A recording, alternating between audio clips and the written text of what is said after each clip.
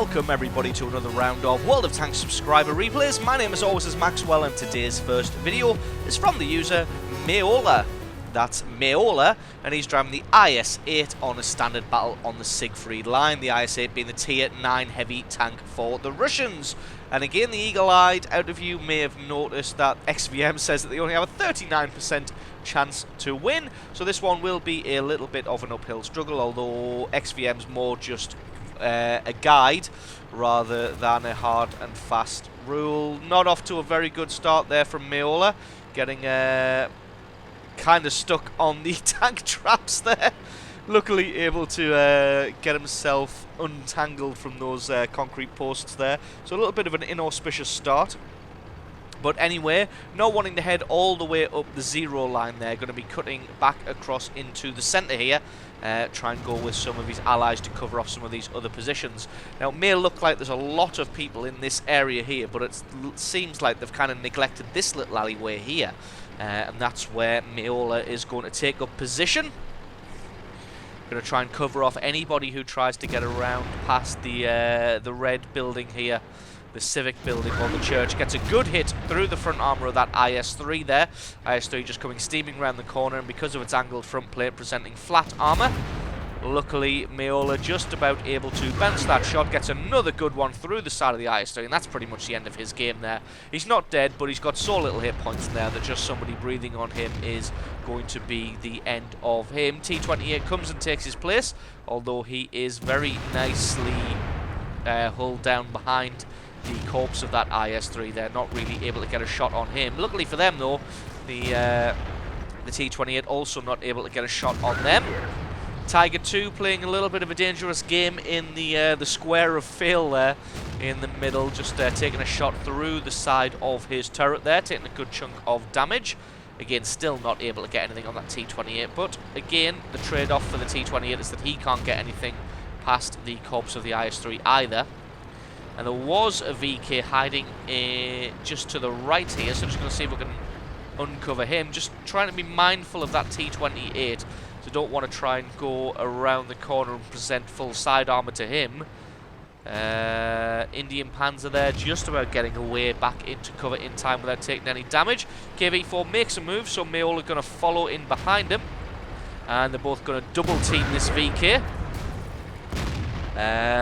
As you see, the enemy is in position to reply to this one, but luckily the KV Fortress takes the shot instead of Meola and this IS-8, and there they've managed to break through into the town themselves, and they're going to push on towards the enemy lines. Wonder if this T-28 is still hanging around here, but it looks like the Tiger 2 has decided to fall back. But he hasn't fallen back far enough, didn't watch his rear flank there. None of his allies were covering that position, so just gets himself eliminated pretty quickly there.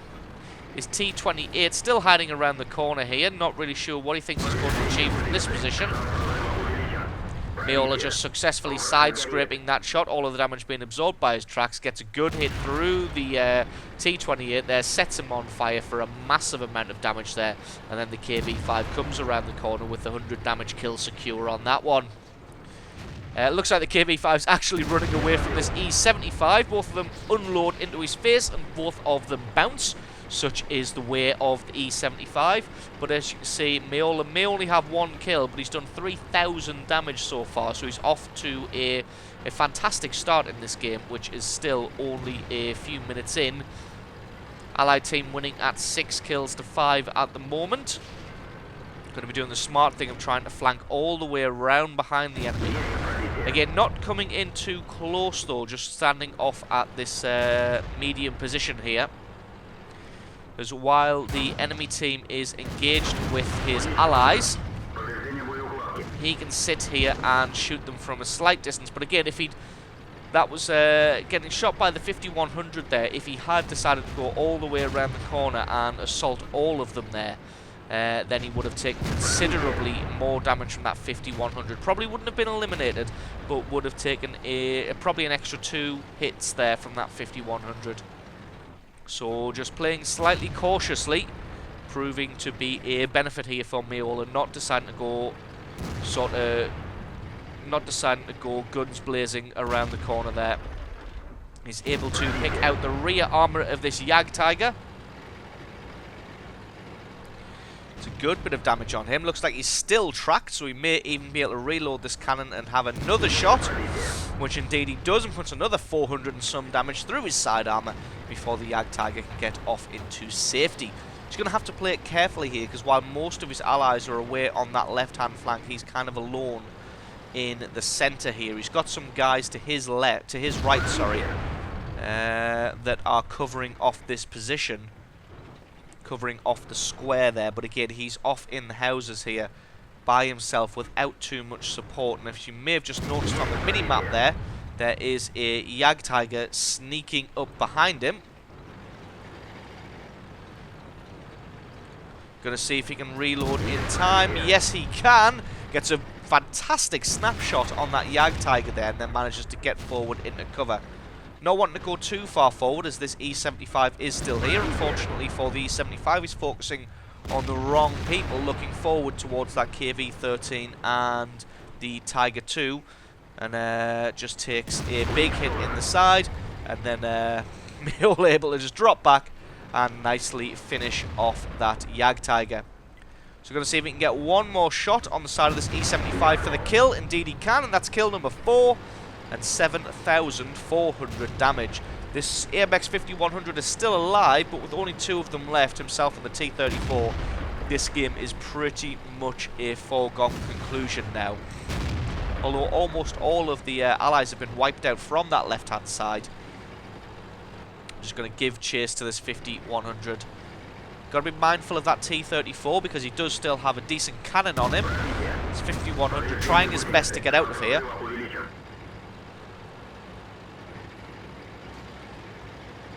But again, the net just closes in, and it's just going to be a matter of time before everybody gets finished off.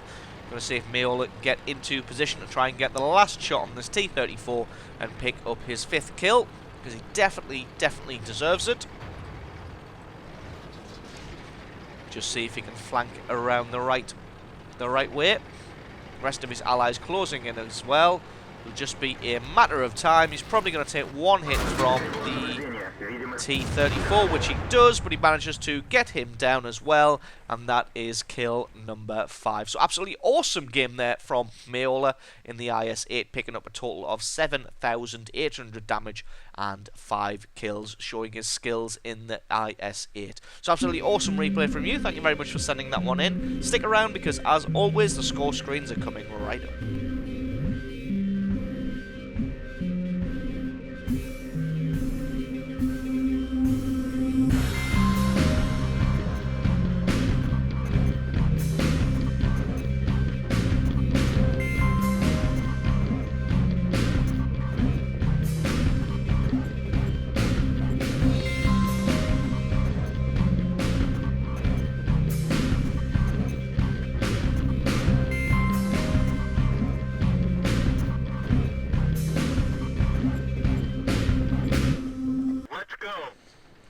And our second replay of the day is from the user Joe Eric. That's Joe Eric, and he's driving the Cromwell on an assault battle on the Siegfried Line. Cromwell being the tier 6 medium tank for the British.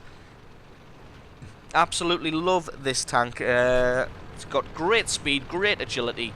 It makes a fantastic assault and scouting tank. Has a decent gun and half decent armor at this tier. As you can see, Joe Eric just using the fantastic speed and agility of this tank to get into a super advanced position and spot all of the enemy as they come in.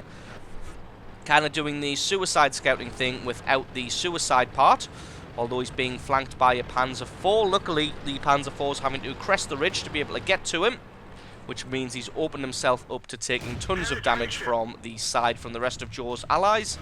And that is going to be the end of the Panzer IV just there. So still spotting the enemy as they are moving into position. Going to try and keep tabs on where everybody is, using the bunker on the left-hand side to shield himself from where the enemy are most likely to shoot him from, and then using the hill. So he knows there was only that T-40 in the northern area there, and that's the northern flank just totally taken care of now. Got to be careful because there is this Churchill 3 and the SU-100Y. The SU-100Y getting a massive hit through the front armour there of the Cromwell, taking him down to just 258 hit points. Got to be very careful with this one. Going to play a little bit of peekaboo with the SU-100, even though he has a 14-second reload as standard, I'm pretty sure.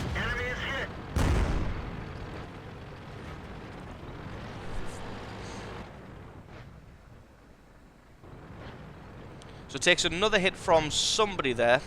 Sorry, a little bit late on that one. Takes another hit from somebody there. Not sure if it was the SU-100 or the Churchill 3, but that one luckily bounces. Just going to try and keep eyes on where this SU-100 is going, because they now have an ally out in the field. Enemy armor is damaged. Just going to try and get some more damage onto this SU-100 before he reloads, and indeed he can. Can't find a shot on this AT-2 by the looks of it, but hopefully that Covenanter can get the rear armor. Looks like there's a Hellcat coming around to try and deal with the Cromwell of Joe Eric here, but looks like he is down in a terrain irregularity. So he's not quite able to get a shot onto that guy. Penetration. Churchill now moves up into the city, exposes his side armor to Joe here. Really should, if he's going to be engaging the Cromwell, he really should have turned face on, just so he can present his best armor to the situation. A little bit of a mistake on the part of the Churchill Mark III there, although as you can see, he turned his front armor onto target there and was still taken out. This Hellcat's still kind of lurking on the right hand side there. There he is, as you can see, he's moving round into position now, trying to get a shot onto Joe Eric. One shot from that Hellcat cannon possibly be enough to be able to take him out. Luckily for Joe, the Hellcat missed his first shot, and with that awful turret traverse speed, not able to take him out. Only did about 100 points of damage there, so not sure what was going on with that cannon, as I'm pretty sure it averages about 240 points of damage, so really should have been able to get a little bit more onto him there.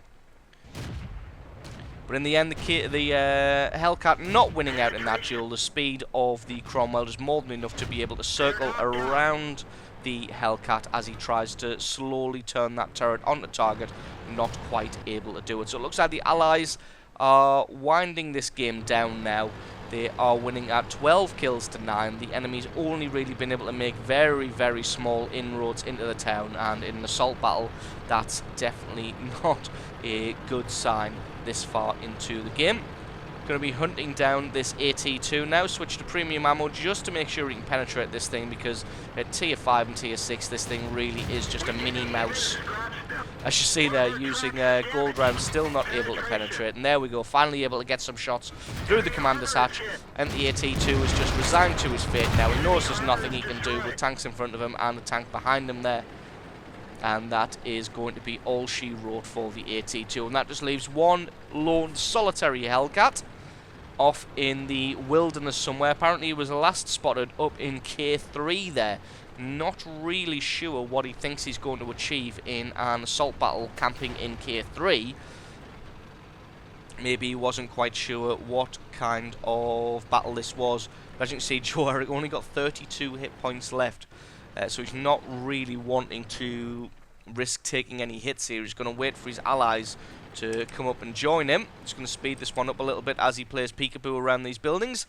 Probably just going to poke his head out a little bit, try and lure the Hellcat into having a non-advantageous shot and missing, revealing himself, and that would leave Joe able to lay some damage onto him. As you see, the allied KV-1S and the M3 Lee getting into position slowly. Churchill Mark 1 scouting in the opposite direction there. Obviously not got the minimap mod. The other KV-1S and the Dickermax look like they've just given up. Or the Dickermax was just AFK. Enemy is hit. Finds the Hellcat here, not really sure what he's doing. He finally traverses his turret onto target, but it's too late. And that becomes kill number 7 for Joe Eric there, doing a good 2,500 points of damage, scouting all of the enemy, keeping them well lit for his allies to be able to take those guys out. So absolutely awesome replay from you. Thank you very much for sending that one in. Score screen's coming right up. Thank you guys for watching. Don't forget, if you enjoyed this video, leave me a like or favourite. Stick a comment in the comment section below letting me know exactly what you thought. This has been World of Tanks. I've been Maxwell, and I will catch you guys next time.